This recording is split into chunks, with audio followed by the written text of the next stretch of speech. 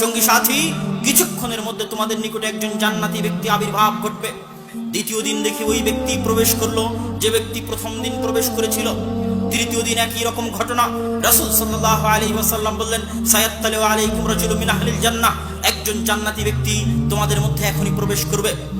আমরা তাকিয়ে দেখলাম ওই ব্যক্তি যিনি প্রথম দিন প্রবেশ করেছিলেন, ওই ব্যক্তি যিনি দ্বিতীয় দিন প্রবেশ করেছিলেন, ওই ব্যক্তি তিনি আজকে তৃতীয় দিন প্রবেশ করলেন। রাজুলুম মিনাল আনসার, একজন আনসারী সাহাবী আব্দুল্লাহ বিন আমর ইবনে আস বলছেন, আমার অন্তরে প্রতিজ্ঞা হলো যেই ব্যক্তিকে পর পর 3 দিন আল্লাহ রাসূল জান্নাতি বলে ঘোষণা করলেন, একই ব্যক্তিকে পর পর 3 দিন জান্নাতি বলে ঘোষণা করলেন, এই ব্যক্তির আমল কি তা আমি জানতে চাই।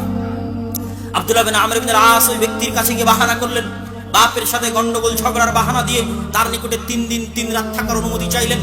ওই ব্যক্তি 3 দিন 3 রাত থাকার অনুমতি দিল। ফাবাতা ইনদাহু সালাসা আইয়ামিন ওয়া লায়ালিন, আব্দুল্লাহ বিন আমর ইবনে আস তার নিকটে 3 দিন 3 রাত অবস্থান করার পর বলছেন, ফাকানা লা ইয়ারাহু কাসরাতা আমালিন ফিল আইয়ামি ওয়ালা ফিল লাইলি ওয়ালাম ইয়ারাহু মুতাহাজ্জিদান ফিল লাইলি।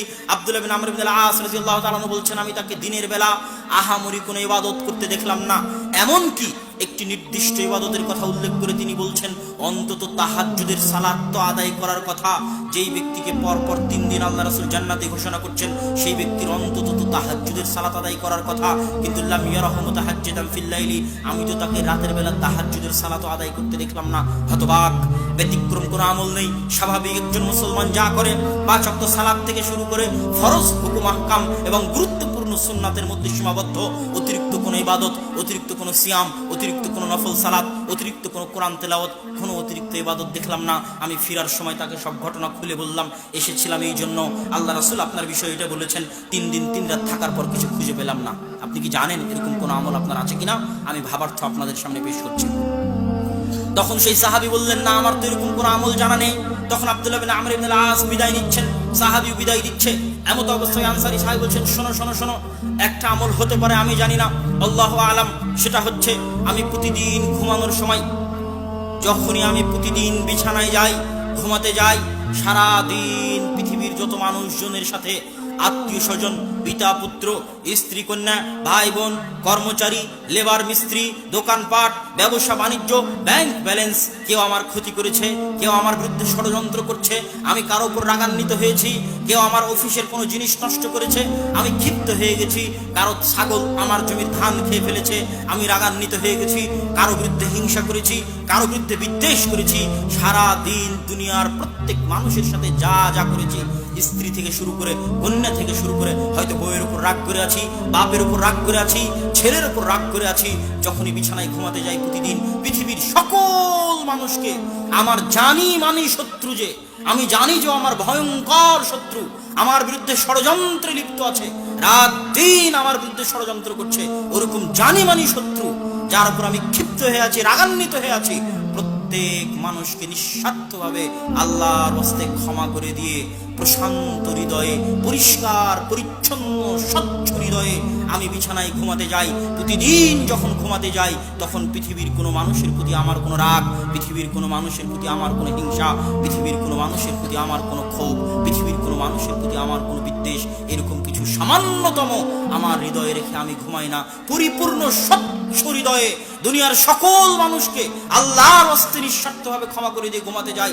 আব্দুল্লাহ বিন আমর ইবনে আস বলছেন, এটাই সেটা যেটার জন্য আপনি দুনিয়াতে পরপর 3 দিন আল্লাহ রাসূল কর্তৃক জান্নাতের সুসংবাদ পেয়েছেন। আল্লাহু আকবার। এটাই হচ্ছে আত্মার এই সমস্ত রোগগুলো থেকে পরিত্রাণের ফজিলত। এই সমস্ত রোগ থাকলে মানুষ জান্নাতে যেতে পারবে না। যদি মানুষ তার আমলের জোর দিয়ে জান্নাতের অধিকারী হয়, তখন আল্লাহ জোর করে তার হৃদয়কে পরিষ্কার করবে এই সমস্ত রোগ থেকে। আমাদের নবী মুহাম্মদ সাল্লাল্লাহু আলাইহি ওয়াসাল্লামের হৃদয়কে কেটে সিনা চাক করে জমজমের পানি দিয়ে পরিষ্কার পরিচ্ছন্ন করে ধুয়ে ওই হৃদয়কে আবার ওখানে প্রবেশ করিয়ে সেলাই করে দেওয়া হয়েছিল।